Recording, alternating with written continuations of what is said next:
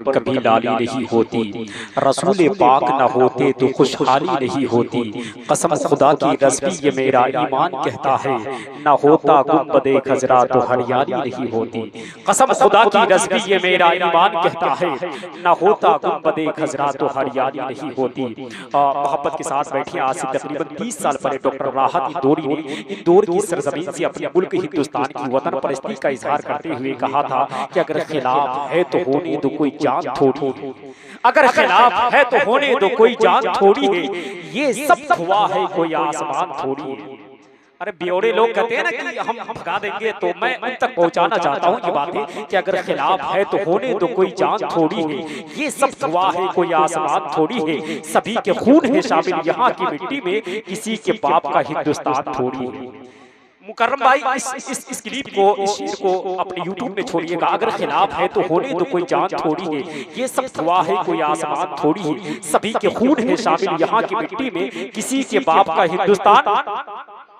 और जोर से जवान हजरात ज़रा जोर से बोले, अगर खिलाफ है तो होने तो कोई जान थोड़ी है, ये सब हुआ है कोई आसमान थोड़ी है। सभी के खून है शामिल यहाँ की मिट्टी में, किसी के बाप का हिंदुस्तान थोड़ी है। तो मंसूर ने कहा था हमारे जैसा किसी की उड़ान थोड़ी है, जहाँ पे हम है वहाँ आसमान थोड़ी है। तो सरकार उस्मानी हारूनी मक्के शरीफ के लाले गरीब नवाज, उनके लाले बख्तियार काकी, उनके लाले बाबा फरीदगंज लाहौरी पाकिस्तान, उनके लगते जिगर सरकार साबिर पाक की बिशारत शेख अब्दुल कुद्दूस का वही सारनपुरी, उनके सिलसिले के मुरीद और खलीफा सैयद हाशिम कुद्दूसी जब ये सुनते हैं कि राहत ने कहा था अगर खिलाफ है तो होने दो कोई जान थोड़ी है, ये सब हुआ है कोई आसमान थोड़ी है। सभी के खून है शामिल यहाँ की मिट्टी में, किसी के बाप का हिंदुस्तान थोड़ी है। तो मंसूर ने कहा था हमारे जैसा किसी की उड़ान थोड़ी है, जहाँ पे हम हैं वहाँ आसमान थोड़ी है। तो मंसूर ने कहा था, तो सैयद हाशिम कुद्दूसी कहते हैं कि रसूल पाक के जैसा किसी की शान थोड़ी है। मियां नाते नबी कहना कोई आसान थोड़ी है, नबी का नाम लेवा है नबी पर जान दे देंगे। अरे नबी की जान से बढ़कर हमारी जान थोड़ी, नबी का नाम लेवा है नबी पर जान दे देंगे, नबी की जान से बढ़कर हमारी जान। देखिए मंसूर ने क्या कहा था, इंदौरी साहब ने क्या कहा था, अगर खिलाफ है तो होने तो कोई जान थोड़ी, ये सब दुआ है कोई आसमान थोड़ी है। सभी के खून है शामिल यहाँ की मिट्टी में, किसी के बाप का हिंदुस्तान। मंसूर ने कहा था हमारे जैसा किसी की उड़ान थोड़ी है, जहाँ पे हम हैं वहाँ आसमान। तो सैयद हाशिम कुद्दूसी ने क्या कहा था कि रसूल पाक के जैसा किसी की शान थोड़ी है। मियां नाते नबी कहना कोई आसान थोड़ी है, नबी का नाम लेवा है नबी पर जान दे देंगे, नबी की जान से बढ़कर हमारी जान। तो फरहान दिल माले गाँव कहते हैं कि जमाने में जिसे कागज और कलम मयस्सर हो, जमाने में जिसे कागज और कलम मयस्सर हो, वो कागज और कलम से काम ले ले ऐसा थोड़ी ही। और खुदा तौफीक देता है तो लब हरकत पे आते हैं, कोई भी मुस्तफा का नाम ले ऐसा थोड़ी ही, ऐसा थोड़ी। बड़ी अच्छी समाअत आप हज़रात की। अब आइए एक असीम स्पीकर, एक असीम दानिशवर, एक असीम खतीब, एक असीम रहनुमा, जिनकी गुफ्तगू से आपको हम भयानक आलम में हम घिरे हुए हैं, उसके बाद भी हमने ख्वाबे गफलत की चादर ओढ़ रखी है। आखिर आप किस दिन का इंतजार कर रहे हैं? उस दिन का जब आसमान से पत्थर की बारिश हो, या आसमान से आग की बारिश हो, या जमीन को पलटा दिया जाए, आप उस दिन का इंतजार कर रहे हैं। इतने बिगड़े हुए माहौल में जो जलसा एक प्लेटफॉर्म है कुरान पाक की बातों को लोगों तक पहुंचाने का, मुस्तफा की हदीस लोगों तक पहुंचाने का, यानी सरकारे दो आलम की सीरत लोगों तक पहुंचाने का, फातिमा ज़हरा की चादर मुबारक अपनी बेटियों के सर पे रखा जाए, उस बात को लोगों को बताने का। ऐसे पुरफतन माहौल में जब तेरे बच्चों के हक को पामाल किया जा रहा है, ऐसे पुरफतन माहौल में जहां तेरे हक हुकूक की पामाली के लिए हर आदमी चौराहे पे कराए, यहाँ इल्म से करीब होना चाहिए था हमें, यहाँ कलम से करीब होना चाहिए था हमें, यहाँ मस्जिद से करीब होना चाहिए था हमें। वो कुरान जो सारे उलूम का सर चश्मा है, उससे करीब होना चाहिए था हमको। वो नबी जिसको देख करके बर्तानिया ने तरक्की की, जिसकी आइडियोलॉजी पढ़ने के बाद सोवियत संघ जो कि यानी पहले और दूसरे विश्व युद्ध में बर्बाद हो चुका था, उसने हुजूर की जिंदगी से, हुजूर की सीरत पाक से इस एनर्जी हासिल करके जापान वालों ने तरक्की की, जर्मनी वालों ने तरक्की की। आज सारी दुनिया तेरे पैगंबर को मॉडल मान करके उनकी जिंदगी पर अमल करना चाहती है, लेकिन तेरे पैगंबर की मजलिस सजी हुई है, बच्चे भी बाहर घूम रहे हैं, बच्चियां भी बाहर घूम रही है। क्या जलसा इसीलिए सजाया जाता है कि बाहर झूला लगा दिया जाए, बाहर यानी मार्केट लगा दी जाए, बाहर दुकानदारी हो। दुकानदारी के लिए तो रोजाना आजमनगर में दुकान खुली होती है, रोजाना बारसोई में लोग मार्केटिंग करते हैं, आपका जिला कटिहार वहां लोग शॉपिंग करते हैं। जलसा न दुकानदारी के लिए, जलसा न किसी झूला के लिए, जलसा न किसी तमाशा के लिए, जलसा न किसी यानी ड्रामा के लिए। जलसा उस जगह का नाम है जहां बंदा आए तो अल्लाह के खौफ से रोता रहे, मुस्तफा की याद में तड़पता रहे, उसी को जलसा। सुभान अल्लाह, सुभान अल्लाह। क्या जलसा तमाशा करने के लिए बनाया गया है? जलसा लोग तमाशा करने के लिए सजाते हैं? नहीं नहीं, जलसा उस जगह को कहते हैं जहां बंदे को कुरान सुनाया जाए तो उसका दिल सहम सा जाए, हुजूर की हदीस सुनाई जाए तो उसका दिल सहम सा जाए, वो याद इलाही में रोए, अपने गुनाहों से तौबा करे, अपने गुनाहों की माफी अल्लाह से मांगे और सिद्ध दिल से तौबा करके कहे, इलाही मैं अब तक भटका हुआ था, मैं तौबा करके नमाजी बनता हूँ, मैं तौबा करके रोजेदार बनता हूँ, मैं तौबा करके सही मुसलमान बनता हूँ, मैं तौबा करके कामिल मोमिन बनता हूँ। इसको जलसा कहा जाता है। जलसे का ये स्टेटस होता है, जलसे का ये मकसद होता है, जलसे का ये मतलब होता है आलिमों के वकार लोगों के सामने में रखे जाए। मैंने कुरान पाक की आयत मुबारक तिलावत की है। आदमी कैसे यानी उस मौजू पे गुफ्तगू करे, पहले तो उनको तमहीद ही माननी पड़ती है आपको संवारने के लिए। 15 से 20 मिनट लोग आपको संवारने की बात करते हैं, तब जाकर के वो टॉपिक पे जाते हैं। मैंने कुरान पाक की एक आयत मुबारक तिलावत करने का शरफ हासिल किया।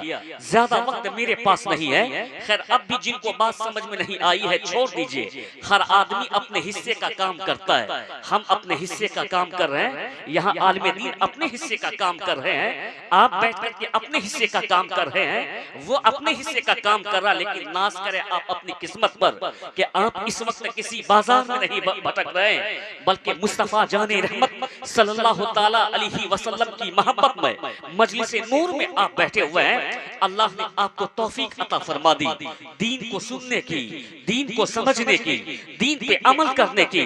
अल्लाह ने आलिम की सोहबत में बैठने की तौफीक आपको अता फरमा दी। मत कहना कि 10 मंजिला जो जिनको अल्लाह ने दिया अल्लाह उनसे राजी है। फॉर्चूनर देख करके मत कहना कि अल्लाह उनसे राजी है। किसी के 100 बीघा जमीन देख करके मत कहना कि अल्लाह उनसे राजी है। किसी का बंगला देख करके मत कहना कि अल्लाह उनसे राजी है। मैं ये कहता हूँ कि उसके ताल्लुक से कहना कि अल्लाह उनसे राजी है। अगरचे उनके पास फॉर्चूनर ना हो, उनके पास मकान ना हो, उनके पास दुकान ना हो, बल्कि वो फूस के घर में रहता हो, नाश्ता खाता हो तो दोपहर को भूखा रहता हो, दोपहर का खाना खाता हो तो रात को भूखा रहता हो, लेकिन जब भी जोहर में कहे हय्या अलल सलाह दौरे मस्जिद की तरफ चले आए, जब भी असर में कहे हय्या अलल फलाह दौरे मस्जिद की तरफ चले आए, जब भी मगरिब में कहे आओ नमाज की तरफ दौरे मस्जिद की तरफ चले आए, जब भी इशा में कहे आओ कामयाबी की तरफ दौरे मस्जिद की तरफ चले आए, जब भी यानी फज्र में कहे अस्सलातु खैरुम मिनन नौम तेरी नींद से बेहतर ये नमाज है, दौरे मस्जिद की तरफ चले आए। अल्लाह जब बंदे से राजी होता है बंगला नहीं देता है, फॉर्चूनर नहीं देता है, बल्कि अपने घर का दरवाजा खोल देता है और जन्नत का उसे हकदार बना देता है, आखिरत की दौलत। नारे तकबीर, नारे रिसालत, मसलके आला हजरत मेराजुन नबी कॉन्फ्रेंस हजरत गुलाम गौस मरकजी। नारे तकबीर, नारे रिसालत। बहुत सारे शराब पीने वाले हरामखोर 10 मंजिला मकान में रहते हैं, बहुत सारे अय्याश किस्म के लोग यानी फॉर्चूनर गाड़ी पे घूमते हैं, तो क्या वो इज्जतदार हो गए? क्या वो अल्लाह के नजदीक उसका कोई मकाम है? बिल्कुल भी नहीं। जो सूखी रोटी खा करके अल्लाह को याद करता है, जो सूखी रोटी खा करके मस्जिद को आबाद करता है, जो सूखी रोटी खा करके इस्लाम पे अमल करता है, जो सूखी रोटी खा करके मजहब और मसलक का पैगाम आम करता है, अल्लाह उसी से राजी सी होता है। ठीक है, 10 मंजिला जिनका मकान है, 100 लोग उनके घर पर जाके दरबानी करते हो, लेकिन एक भी फरिश्ता रहमत का उनके घर पर नहीं जाता। मुस्तफा कहते हैं कि जब बंदा अल्लाह को राजी कर लेता है, टूटे हुए मकान में रहता है, टूटी हुई चटाई पे सोता है, लेकिन मोहब्बत करता अल्लाह के लिए, अदावत करता अल्लाह के लिए, यानी किसी से मिलता है अल्लाह के लिए, यानी उसका हर काम अल्लाह की मोहब्बत में होता है, रहता झोपड़ी में है, रहमत के फरिश्ते उनकी जियारत के लिए हाजिर हो जाया करते हैं। रहमत के फरिश्ते उनकी जियारत के लिए हाजिर हो जाते हैं। अगरचे 10 मंजिला मकान में हो, उसको वो मकाम अल्लाह ने नहीं दिया, लेकिन गरीबी में रहते हुए अल्लाह को याद करने वाले को अल्लाह ने वो मकाम अता फरमाया है। मैंने सोचा था कि मेराज पे गुफ्तगू करूं, नहीं, अभी वक्त नहीं आया कि आप मेराज को समझे। आप पहले तोहफे मेराज नमाज ही को समझ ले तो काफी हो जाए। जब नमाज को नहीं समझ पाते तो मेराज को आप क्या समझ पाएंगे। मैं ये कहना चाहता हूँ कि यहाँ जलसा हो रहा है, लोग बाहर तमाशा कर रहे हैं। ये हिंदुस्तान आज 26 जनवरी, आज पूरी यानी हिंदुस्तान में लोगों ने रिपब्लिक डे को उसको सेलिब्रेट किया। आज मेरा बच्चा जब भी स्कूल जाता है, वो वहां जाके कहता है फ्रीडम फाइटर का नाम है भगत सिंह, वो वहां जाकर के कहता है कि सुभाष चंद्र बोस का नाम है, या फ्रीडम फाइटर का नाम है सुभाष चंद्र बोस, वो वहां जाकर के कहता है कि यानी फ्रीडम फाइटर का नाम है यानी भगत सिंह। लेकिन मैं अपने बच्चे से कहना चाहता हूँ, सिर्फ फ्रीडम फाइटर यानी सुभाष चंद्र बोस का नाम फ्रीडम फाइटर नहीं है, सिर्फ भगत सिंह को फ्रीडम फाइटर नहीं कहा जाता है, सिर्फ मैं कहता हूँ कि यानी गांधी को फ्रीडम फाइटर नहीं कहा जाता। यानी अगर सुभाष चंद्र बोस फ्रीडम फाइटर है तो मुफ्ती इनायत अहमद काकोरवी भी फ्रीडम फाइटर है। अगर भगत सिंह फ्रीडम फाइटर है तो मौलाना किफायत अली भी फ्रीडम फाइटर है। अगर Gandhi ji father of nation है तो जंगे आजादी की तहरीक के बानी का नाम अल्लामा फजले हक खैराबादी है, उसी ने जंगे आजादी की तहरीक की बुनियाद रखी थी। मैं ये कहता हूँ उन हरामखोरों से, आज वो हरामखोर भी मुझसे सवाल करते हैं कि तुम अपने देशभक्ति की सनद मुझके दो, जिनके बाप दादाओं ने ईस्ट इंडिया कंपनी वालों के साथ दलाली की हो, जिनके बाप दादा ने यानी अंग्रेजों की दलाली की हो, वो मुझसे सनद मांगता है। मैं डंके की चोट पे कहता हूँ, मैं यानी ऑन कैमरा कहता हूँ कि तू दलाली करने वाला मुझसे सनद मांगता है, मुझको तू अपना सनद दिखा कि तू देशभक्त है या नहीं। मेरी सनद देखना है तो लाल किला देख लीजिए, मेरी सनद है। मेरी सनद देखना है तो ताजमहल देख लीजिए, मेरी सनद है। मेरी सनद देखना है तो यानी कुतुब मीनार देख ले, ये मेरी सनद है। 26 जनवरी 15 अगस्त को खूबसूरत सा नारा मुस्लिम कम्युनिटी का बच्चा दे करके कहता है, सारे जहां से अच्छा हिंदुस्तान हमारा, हम बुलबुलें हैं इसकी ये गुलसेता। नारे तकबीर, नारे रिसालत, मसलके आला हजरत, फैजाने आला हजरत, ख्वाजा का हिंदुस्तान, ख्वाजा का सुन्नी मुसलमान, नारे तकबीर, नारे रिसालत। सारे जहां से अच्छा हिंदुस्तान हमारा, हम बुलबुले हैं इसकी ये गुलसेता हमारा। जिनके बाप दादाओं ने दलाली की है ईस्ट इंडिया कंपनी के साथ, वो मुझसे क्या सनद मांगेगा, वो अपनी सनद मेरे पास जमा करे। लेकिन ये तेरी हालत में तुझको तहोबाला कर दिया। तुमको यहाँ दीन सुनना चाहिए, तुम हिस्ट्री पढ़ते हो नहीं पढ़ते हो, तुमको तो मेला चाहिए जलसे में, तुमको जलसे में भी सर्कस चाहिए, तुमको जलसे में भी झुलवा चाहिए। कलम पकड़, ये दौर कलम का दौर है, इल्म से वाबस्ता हो जा, ये दौर टेक्नोलॉजी का दौर है, यानी इल्म पे मुनहमिक हो जा, ये दौर तरक्की का दौर है। तेरे पैगंबर ने सारी गाइडलाइंस तुमको अता कर दी, लेकिन आज तुम बेराह रही इख्तियार करके तुमने अपने आप को तहोबाला कर दिया, तुमने अपने आप को नेस्तनाबूद कर दिया। इसलिए आज हाफ पैंट वाला भी तुझको आंखें दिखाता है। दूसरों की तारीख पढ़ना बंद कर दे, बल्कि कलम उठा करके तारीख लिखना शुरू कर दे। मैं इनसे पूछना चाहता हूँ कि यानी यही वो हिंदुस्तान है जब सारे लोग खामोश थे। 26 जनवरी की बात है तो इसलिए मैं कुछ बातें करना चाहता हूँ। हमारे इस हिंदुस्तान को कभी पुर्तगालियों ने गुलाम बनाया, हमारे इस हिंदुस्तान को कभी फ्रांसीसियों ने गुलाम बनाया, हमारे हिंदुस्तान पर लंबे दशक तक अंग्रेजों ने तकरीबन 200 साल तक हुकूमत की है।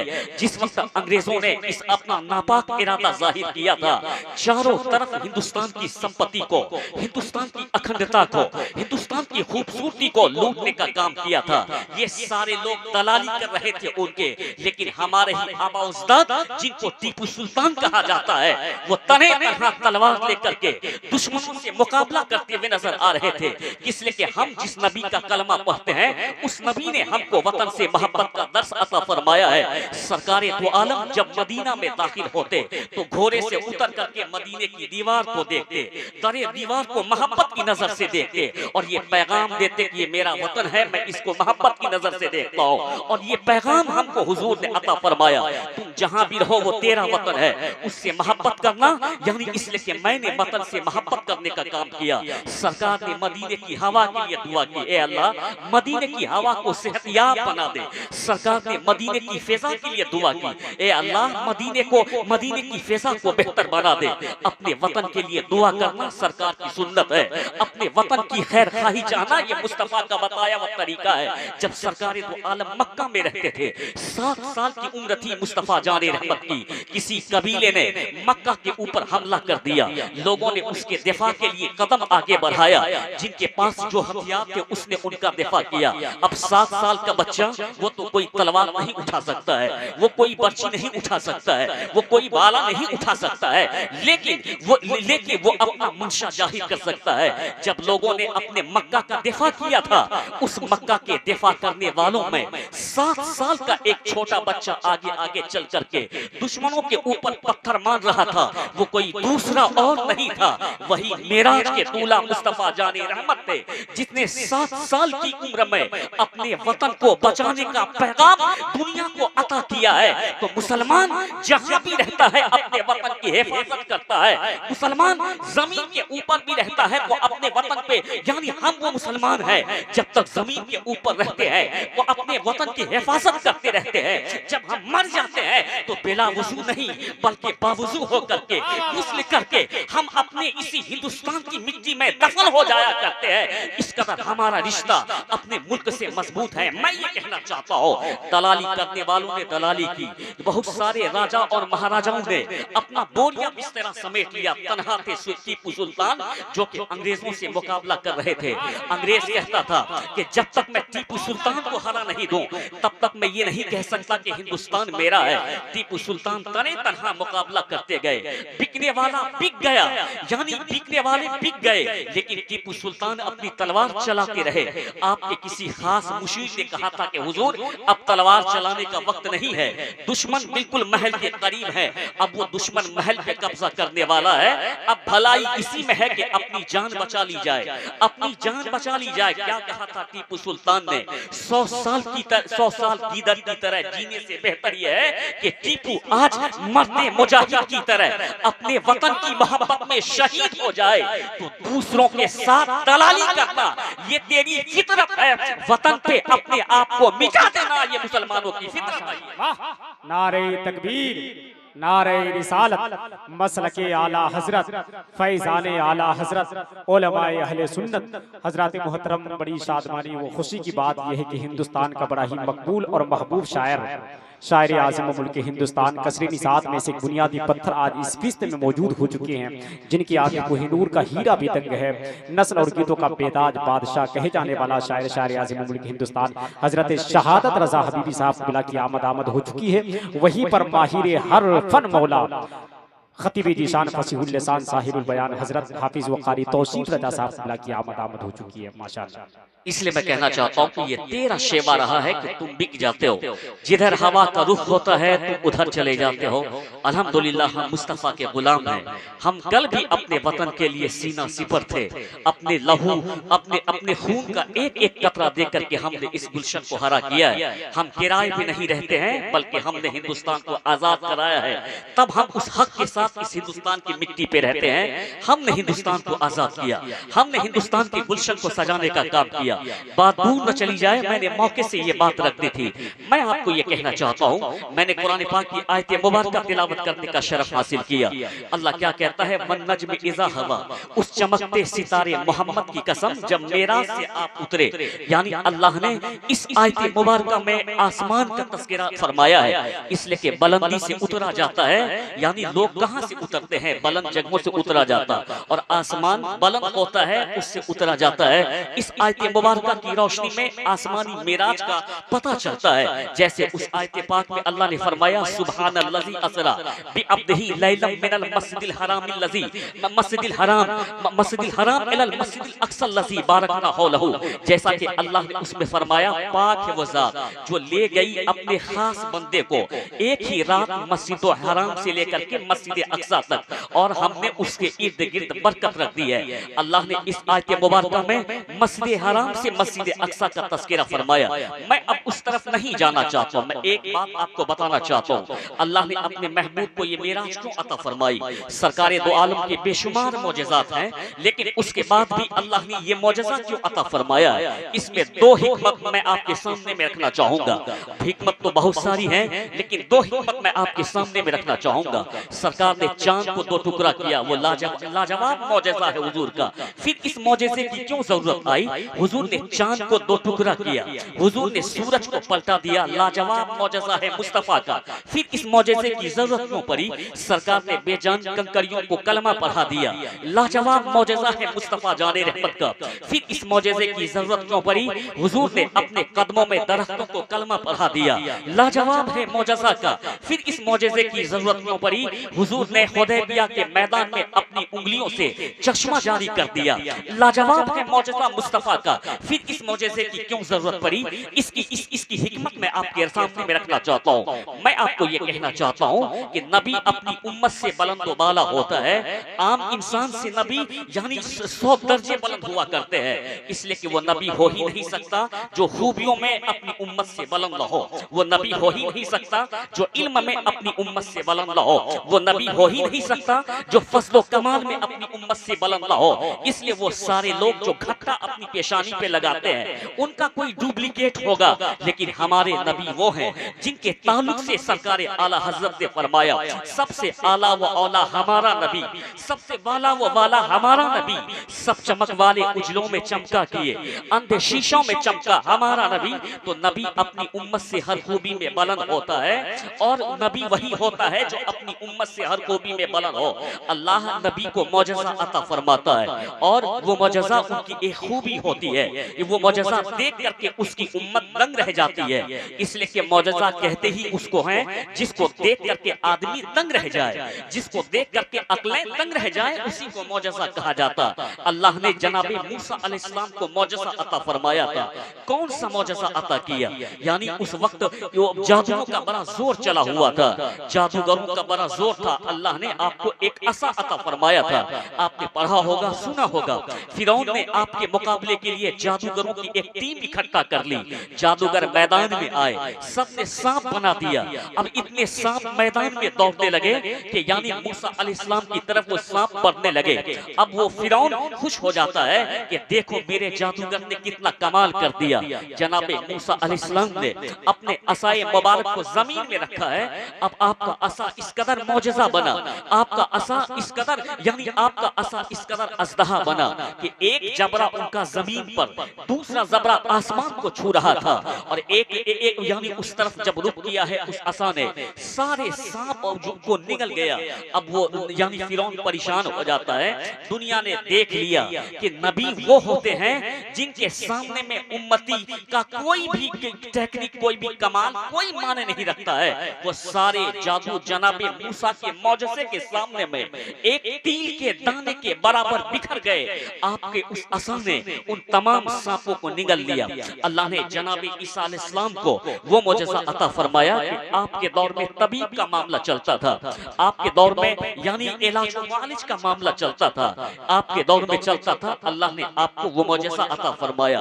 आप जिस अंधे को छू देते थे अल्लाह बिनाई अता फरमा देता, आप जिस कोर को छू देते अल्लाह शिफा अता फरमा देता। इस कदर मौजज़ा अल्लाह ने अपने नबी को अता फरमाया।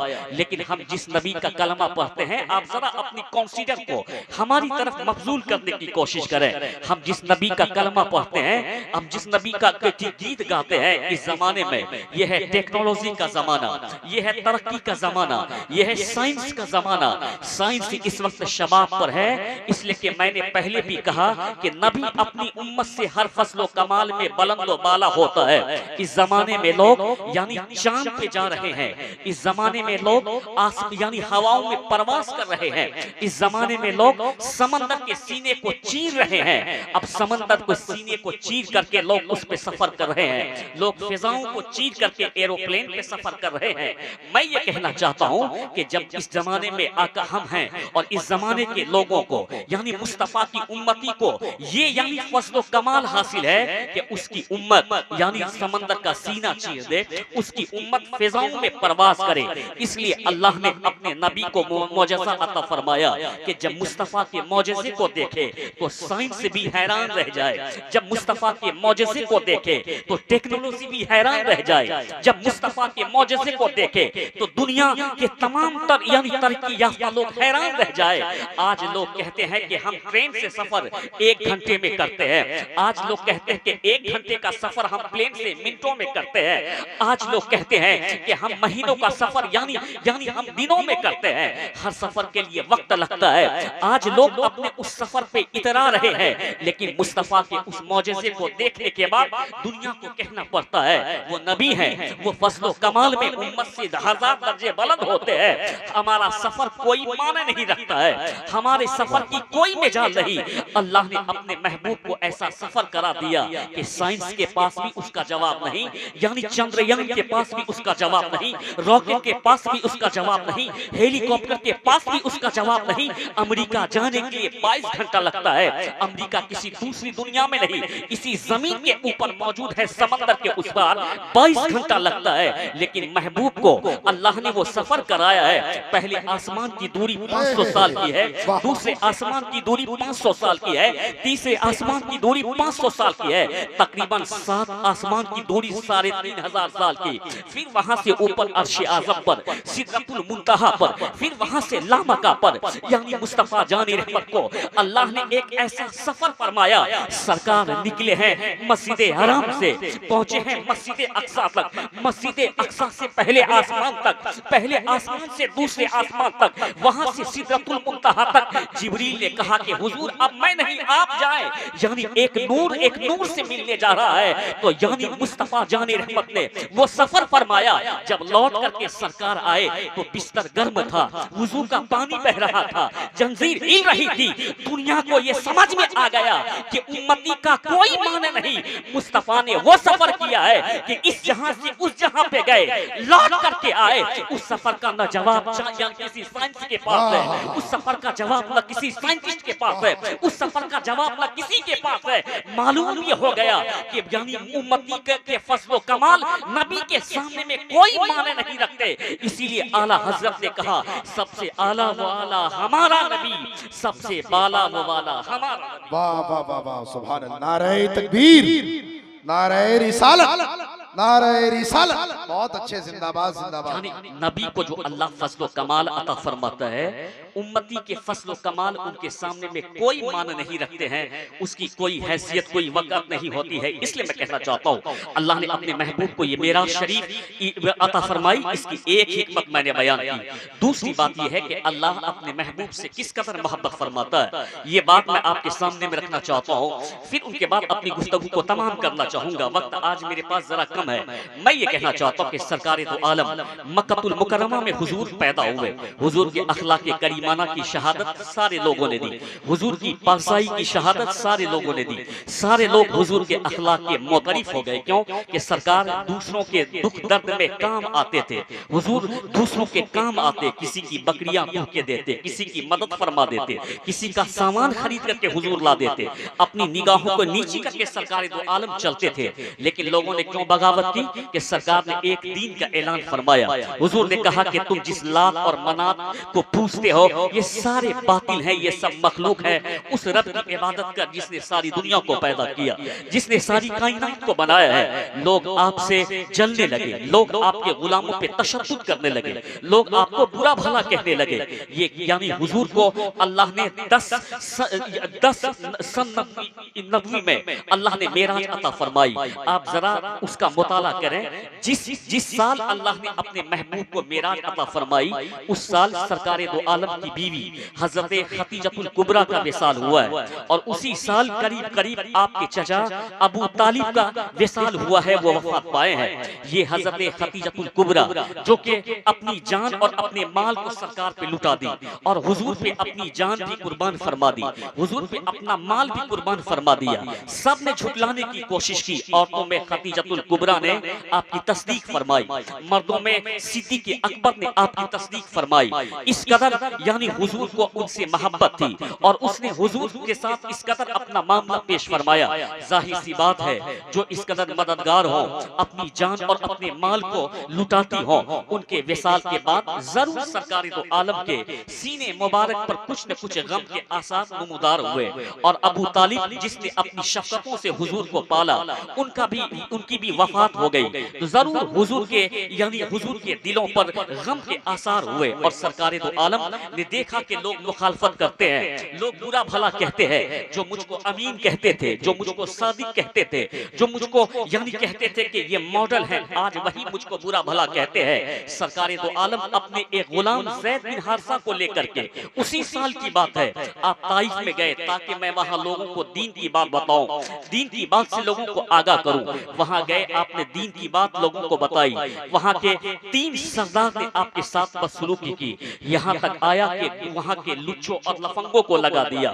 सरकार पे पत्थरों की बारिश की गई। ज़ैद बिन हारिसा ढाल बन के खड़े हो जाते, सारे पत्थर को ज़ैद बिन हारिसा खाते रहते। यहाँ तक कि ज़ैद बिन हारिसा जो आपके गुलाम थे वो लहू लहान होकर जमीन पे गिर गए। अब पत्थर हुजूर के जिसमें अथर पे आके लगता, सरकार बैठ जाते, वो कमबख्त हुजूर के बाजू पकड़ के खड़ा करता, फिर पत्थरों की बारिश करते, फिर हुजूर बैठ जाते। सरकार दो आलम यानी उकबा बिन रबिया के बाग में चले गए। मैं ये कहना चाहता हूँ कि एक तो आपकी बीवी के विसाल से आपके यानी दिलों पे गम के आसार हुए, दूसरा ये कि चचा की वफात हो गई, चचा के इंतकाल के बाद आपको गम हुआ, तीसरा ये कि ताइफ के लोगों ने इस कदर आपके ऊपर जुल्म करने का काम किया।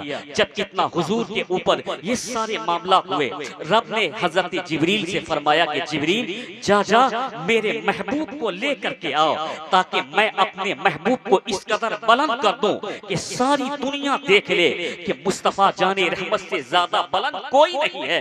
अल्लाह ने आदम को, नूह को, जकरिया को, इब्राहिम को, मूसा को, यहया को मकाम अता फरमाया है, लेकिन सबसे बुलंद मकाम अपने महबूब मुस्तफा को अता किया है। जाओ मुझको मेरे महबूब को लेकर के आओ। सरकार दो आलम के यानी दिले मुबारक पर जब ये गम के आसार नमूदार हुए तो अल्लाह को ये गवारा नहीं कि मेरे महबूब गमगीन हो।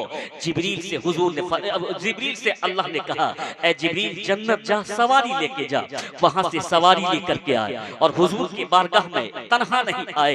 मैं लॉन्ग में नहीं जाना चाहता हूँ, बस एक मोटी मोटी बातें रखना चाहता हूँ।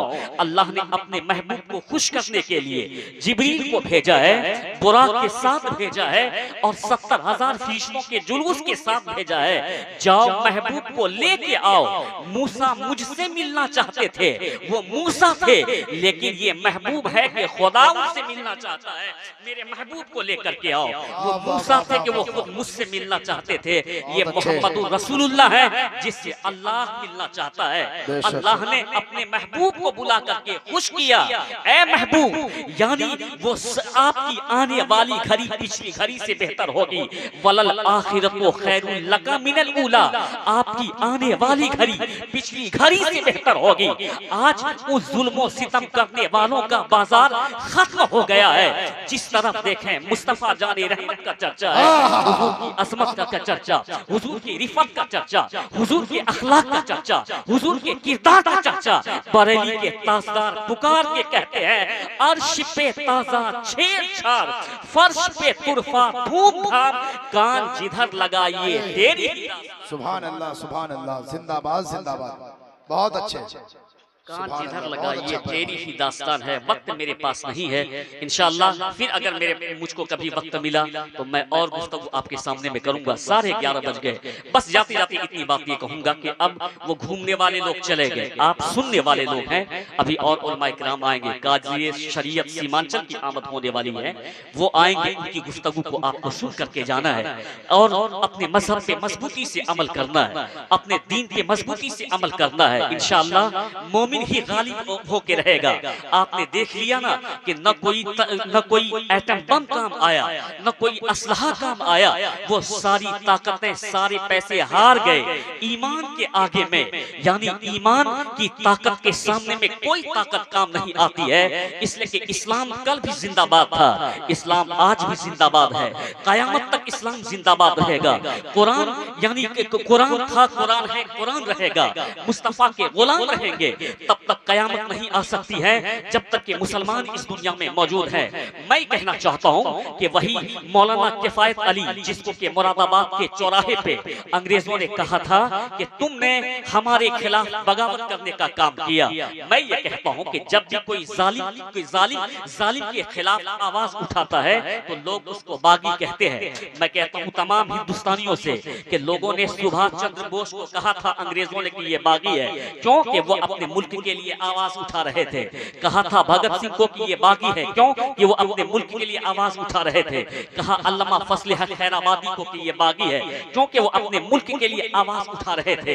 कहा यानी मुफ्ती इनायत अहमद काकोरी को कि ये बागी है, क्योंकि वो अपने मुल्क के लिए आवाज उठा रहे थे। मैं कहता हूं कि वो बागी नहीं थे, बल्कि वो फ्रीडम और फाइटर थे। इसलिए कि जो अपनी जमीन के लिए, जो अपने वतन के लिए, जो अपने वतन के लिए आवाज उठाता है वो यानी बागी नहीं, फ्रीडम फाइटर होता है। ठीक इसी तरीके से फिलिस्तीन की सरजमीन पर एक बच्चा कोई बागी नहीं बल्कि मुजाहिद है। अमेरिका माने या न माने मुझको उससे कोई बहस नहीं है, बरतानिया माने या न माने उससे कोई बहस नहीं है। इसलिए कि अगर कोई हिंदुस्तान में ये कहे कि यानी सुभाष चंद्र बोस बागी था, अल्लामा फजल हक खैराबादी बागी था, तो कोई कौम बाद में खड़ी होगी। मुसलमान का बच्चा खड़े होकर के उसकी दोनों आंखें निकाल लेगा, कहेगा ये बागी नहीं, फ्रीडम फाइटर थे। इसलिए गुलाम गौस रज़ा कादरी कहता है कि फिलिस्तीन में शहीद होने वाला कोई बागी नहीं बल्कि हर एक मुजाहिद है जिसने शहादत। नारे तकबीर, जरा बुलंद आवाज से नारे का जवाब दीजिए। नारे तकबीर, नारे रिसालत, नारे रिसालत।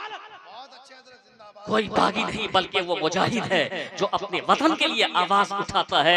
वो बागी नहीं, मुजाहिद हुआ करता है, वो फ्रीडम फाइटर हुआ करता है। मौलाना किफायत अली काफी को खड़ा कर दिया गया, यानी आपको मुरादाबाद के चौराहे पे खड़ा कर दिया। कहा कि तुमने मेरी हुकूमत के खिलाफ, तुमने इंग्लिश गवर्नमेंट के खिलाफ, तुमने अलमे जिहाद को बुलंद किया है, उसको इस चौराहे पे सूली पे लटका दिया जाएगा। आज लोग उंगली कटा के शहीद बनना चाहते हैं। हमारे आबाउजदाद ने वो कुर्बानी दी है कि मैंने जब यानी किताबों का मुताला किया तो पता चला दिल्ली की चांदनी चौक पर एक भी दरख्त खाली नहीं था जहां मुसलमानों को सूली नहीं दी गई हो। इस कदर हमने अपने वतन को आजाद कराने के लिए कुर्बानी दी है। ये सारे दलाल लोग ये दलाली करने में रह गए। मुसलमानों ने कुर्बानी दे करके हिंदुस्तान को आजाद करने का काम किया है। पूछा था मौलाना किफायत अली से कि ए किफायत अली, अब तो तुझको सूली दी जाएगी, तू अपनी आखिरी ख्वाहिश को बयान कर दे। उसने क्या कहा था? मरते वक्त लोग कहते हैं कि बेटा से मुझको मिला दे, बेटी से मुझको मिला दे, यानी बीवी से मुझको मिला दे, मेरी वसीयत लिख ले। देख एक आशिक़े रसूल को उसने क्या कहा था? वो कहते हैं कि मेरी आखिरी ख्वाहिश पूछते हो तो मेरी आखिरी ख्वाहिश ये है कि मुझको कलम ला के दिया जाए, मुझको यानी कॉपी ला के दिया जाए, कागज ला के दिया जाए। किफायत अली काफी को कलम ला के दिया गया, उसको कागज ला के दिया गया, उसने उसमें नबी की नात लिखना शुरू कर दी। कहा कि किफायत अली की यही आखिरी ख्वाहिश है कि नबी पे नात लिखते लिखते मैं इस यानी सूली को छू जाऊं, नबी पे नात लिखते लिखते मैं इस फांसी के तख्ते पे चढ़ जाऊं। कलम उठा करके लिखा था कि कोई गुल बाकी रहेगा न चमन रह जाएगा, पर रसूलुल्लाह का दीने हसन रह जाएगा। यानी अतलसो कम खाक की पोशाक पर नाजा न हो, इस तने बेजान पर खाकी कफन रह जाएगा। जो पढ़ेगा साहिबे लौलाक के ऊपर दुरूद, आग से महफूज उसका तन बदन रह जाएगा। सब फना हो जाएंगे काफी वह, लेकिन हश्र तक नात हजरत का जबानों पर सुखन रह जाएगा। वाह वाह वाह वाह, जिंदाबाद। जबानों पर सुखन रह जाएगा। वमालैना इल्लल बलाग मुबीन। अस्सलामु अलैकुम रहमतुल्लाह।